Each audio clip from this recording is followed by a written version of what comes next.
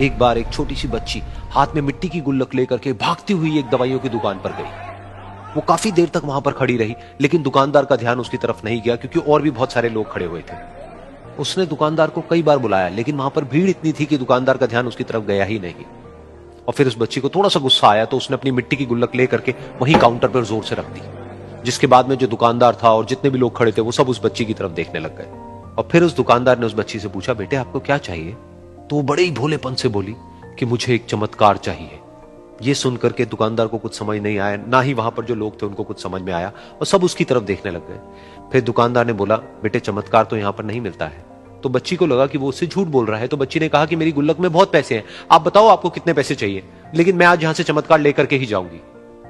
तो वहीं काउंटर पे एक और आदमी खड़ा था, उसने उस बच्ची से पूछा कि बेटे क्यों चाहिए तुमको चमत्कार? तब उस बच्ची ने अपनी कहानी बताई कि अभी कुछ दिन पहले मेरे भाई के सर में बहुत तेज दर्द हुआ, तो मेरे पापा मम्मी उसको हॉस्पिटल ले गए। उसके बाद कई दिन तक मेरा भाई घर नहीं आया।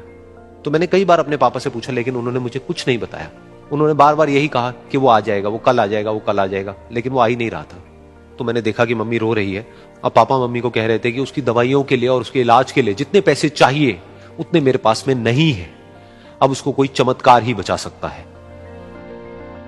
तब मुझे लगा कि अगर मेरे पापा के पास में इतने पैसे नहीं भी हैं तो क्या हुआ, मेरे पास में तो है। तो मैंने जितने भी पैसे जोड़ रखे हैं वो सारे लेकर के मैं इस दवाई की दुकान पर आई। फिर उस आदमी ने उस बच्ची से पूछा, कितने पैसे हैं तुम्हारे पास में? ये सुनते ही उस बच्ची ने अपनी गुल्लक उठाई, जमीन पर फेंकी और तोड़ दी और पैसे गिनने लग गई। बाकी सब लोग खड़े होकर के उसको देख रहे थे। थोड़ी देर बाद उसने सारे पैसे अपने हाथ में इकट्ठे किए और बोली, मेरे पास में पूरे 19 रुपए हैं। वो जो आदमी वहां पर खड़ा था वो थोड़ा सा मुस्कुराया और बोला कि अरे तुम्हारे पास में तो पूरे पैसे हैं, इतने का ही तो आता है चमत्कार। ये सुनकर के वो बच्ची बहुत खुश हो गई और बोली कि चलो मैं आपको अपने पापा से मिलवाती हूं।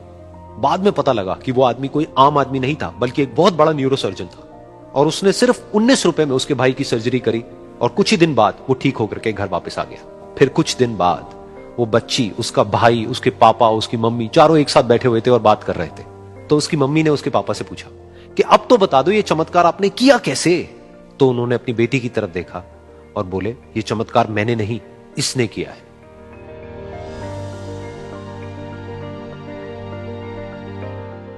तो यहां पर एक बहुत बड़ी बात है जो हम उस छोटी सी बच्ची से सीख सकते हैं कि जिंदगी में कभी कभी ऐसा होता है कि हमको कोई रास्ता नजर नहीं आ रहा होता है और हम लोग हिम्मत हार जाते हैं। तब हमारे अंदर एक बच्चा होता है जो कोशिश करने से कभी भी पीछे नहीं हटता है।